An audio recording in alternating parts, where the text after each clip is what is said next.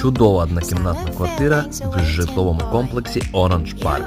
Повноцінне планування, 40 квадратних метрів, ось така кухня, вже зроблена чистова обробка стін, стяжка підлоги і є розводка опалення.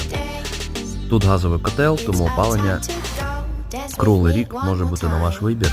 Краєвид ніде не буде іспорчен, як говориться, і прекрасно може наповняти кожен ваш день.